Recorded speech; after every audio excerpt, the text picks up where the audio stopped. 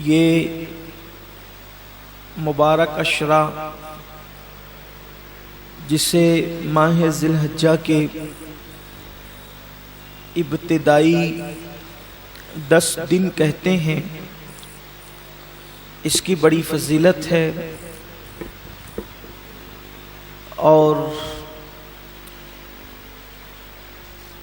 اس کی راتوں کی 10 راتوں کی قسم اللہ نے قرآن میں یاد فرمائی ہے،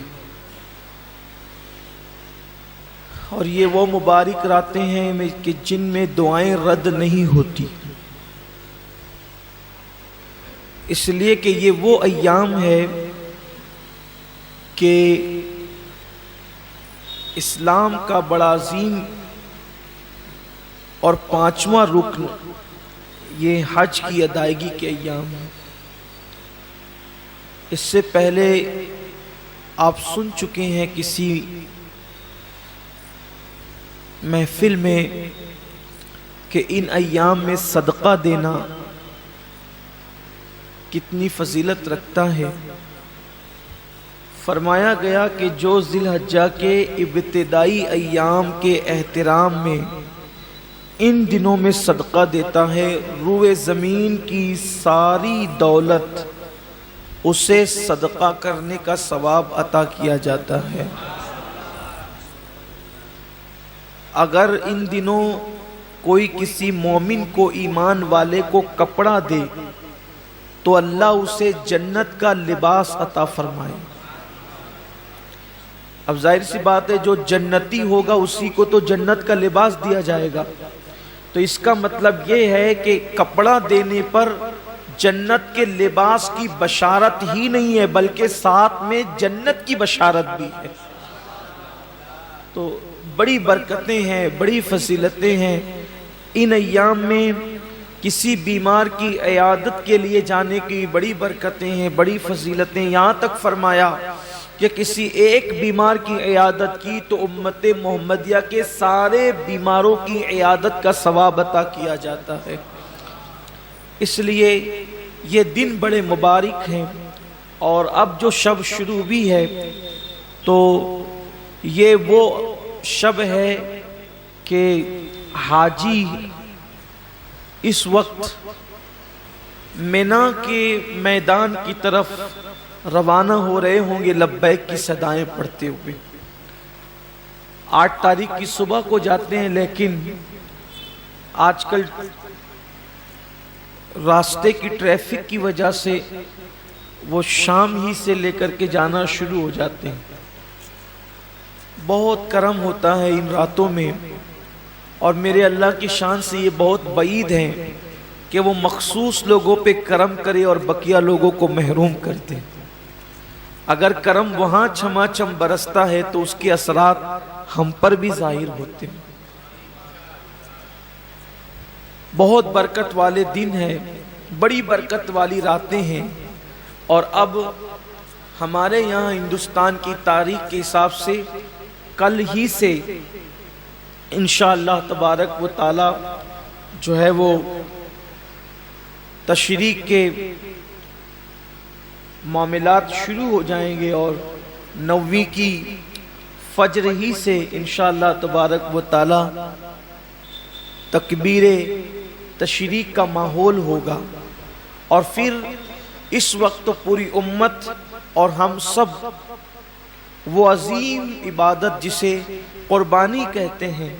اس کی تیاریوں کے اندر مصروف ہے۔ قربانی جسے کہا جاتا ہے یہ حضرت ابو الانبیاء سیدنا ابراہیم علیہ السلام کی سنت ہے۔ ویسے تو جب سے اللہ تعالیٰ نے حضرت انسان کو پیدا کیا ہے اسی دن سے قربانی کا سلسلہ ہے، اور یہ جو قربانی ہے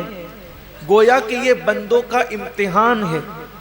اللہ کی طرف سے بندوں کا امتحان ہے کہ بندہ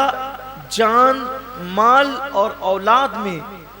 ان سے زیادہ پیار کرتا ہے یا مجھ سے زیادہ پیار کرتا ہے۔ یہ امتحان ہے اللہ کی طرف سے، آزمائش ہے۔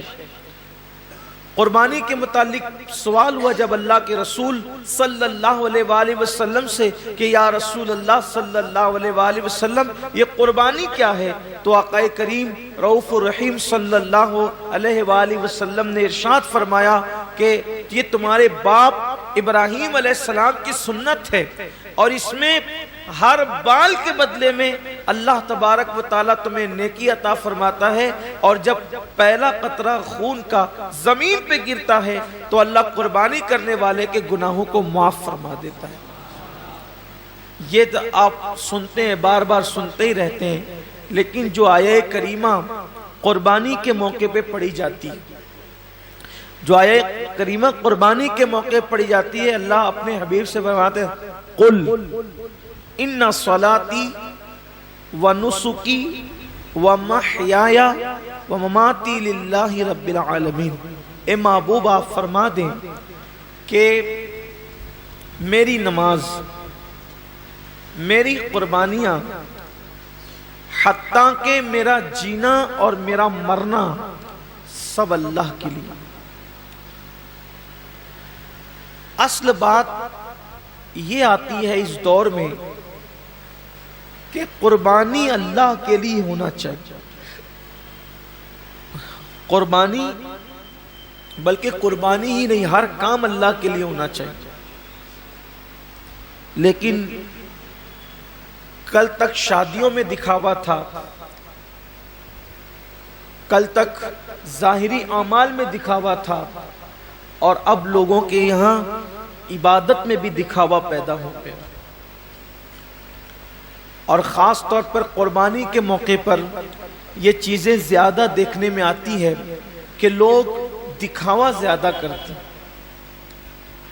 اور لوگ اس پر گفتگو کرتے ہیں کہ اس کا جانور اتنے میں آیا اور اس کا جانور اتنے میں آیا۔ آپ جانور کتنے کا لاتے ہیں یہ اللہ کے نزدیک اہم نہیں ہے،